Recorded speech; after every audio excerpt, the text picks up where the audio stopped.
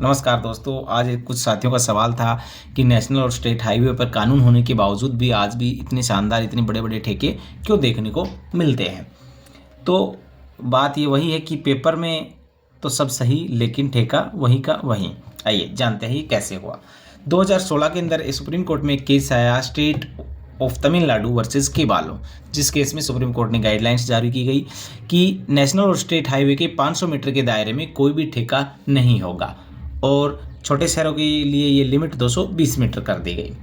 अब जानते हैं कि लूप होल्स कहाँ पे है। तो हर स्टेट गवर्नमेंट की urban area, rural area, municipal area, highway, इनकी डेफिनेशन अलग अलग होती है।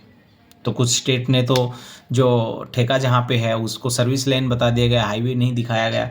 कुछ ने उसको अर्बन लिमिटेशन एरिया बता दिया, कुछ ने उसको रूरल एरिया, कुछ ने म्युनिसिपल एरिया, यानी अलग अलग लूप होल्स निकाल के लाए और उसको हाईवे, कुछ ने तो वहाँ पे हाईवे दिखाया ही नहीं है और ठेके के लाइसेंस दे दिए गए हैं। और इस वजह से इतने शानदार बड़े बड़े ठेके वहाँ पे ओपन हो रहे हैं। दूसरा, कुछ बड़े ठेकेदारों ने एक नया रूल निकाला कि लिकर शॉप्स पे बैन है लेकिन बार रेस्टोरेंट पे बैन नहीं है। तो बार रेस्टोरेंट का लाइसेंस लेके उसके आड़ में ठेके चला रहे हैं। तो ये भी एक बड़ा लूप होल्स है। आप देखेंगे कि सबसे बड़ा रीज़न क्या है कि स्टेट गवर्नमेंट क्यों ऐसा चाहती है।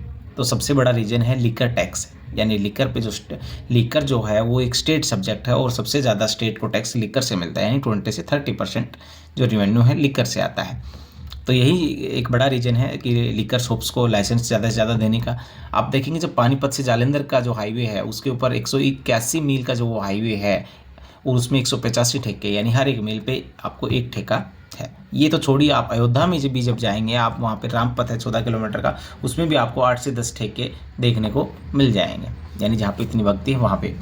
अब आपको क्या लगता है कि ड्रिंक एंड ड्राइव के केसेस रोकने के लिए क्या वहाँ से ठेके हटाना ज़रूरी है या उससे केसेस कम होंगे, या फिर कोई और सजेशन या कोई और हो तो आप कमेंट करके हमें बता भी सकते हैं।